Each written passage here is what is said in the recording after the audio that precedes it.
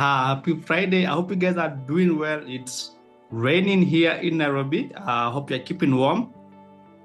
So today we are going to talk about something I don't usually talk about. And for the people in the real estate business, this is for you. So last week, a realtor named Ryan from, I think, Almasi,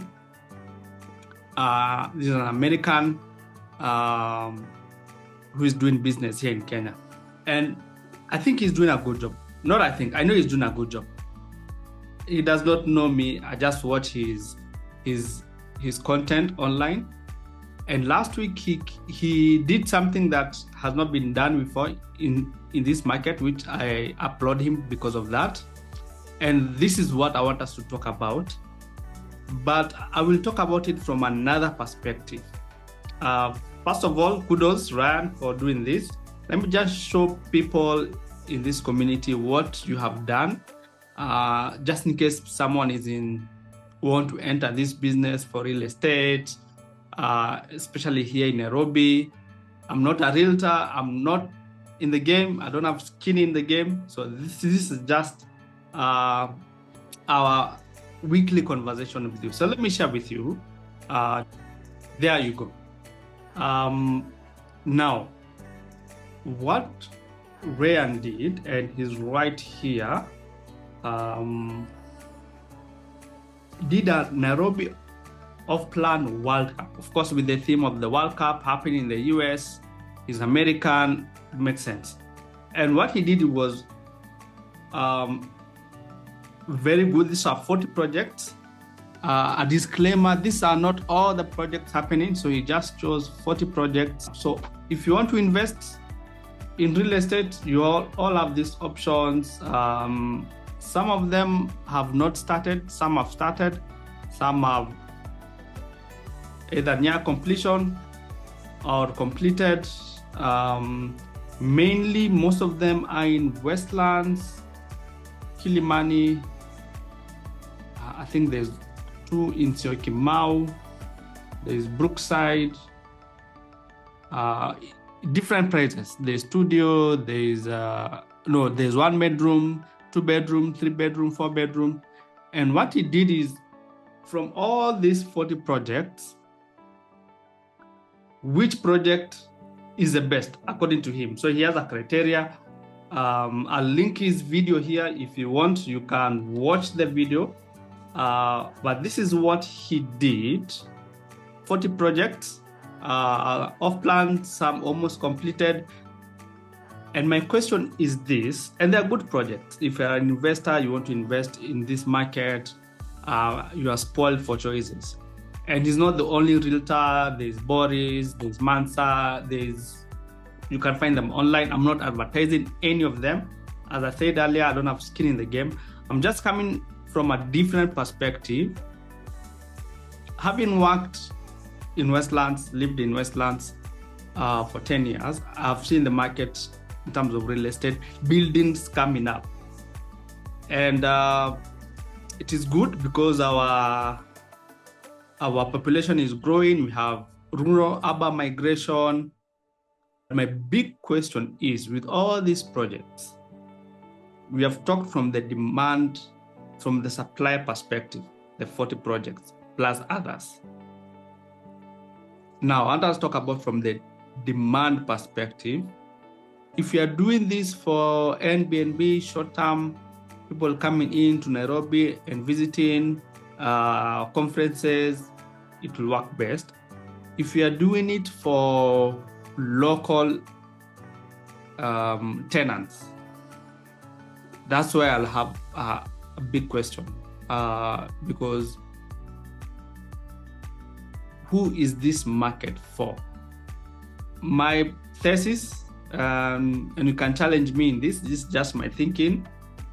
I feel people from other parts will be like, if you're tired with Langata, you come to Kilimani, upgrade to Kileleshwa, upgrade to Westland. So there'll be a lot of movement locally for the local tenants in search for good projects. So the projects that have a niche in terms of have a nice design, nice finishing, many amenities. I think they are the winners. Of course, they're priced high for a reason, but if you're investing in those projects, it will be hard for you to lack a tenant. But if you're doing a basic 1 bedroom, 2 bedroom for long-term investment, that's where my question mark is, because what I foresee happening is because there are too many projects and they'll be completed almost the same time, maybe 2-3 years gap.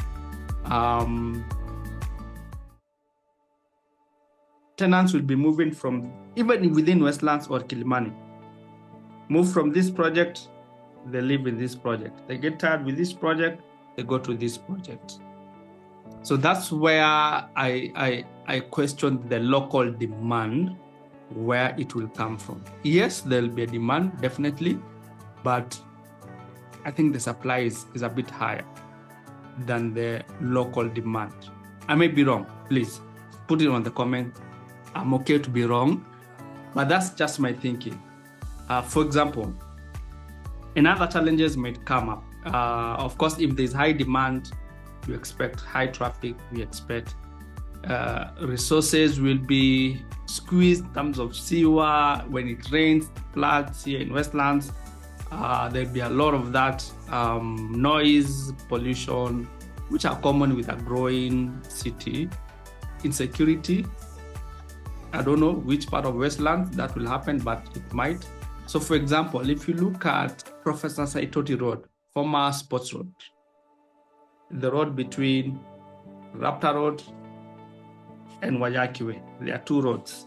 So one is Sports Road.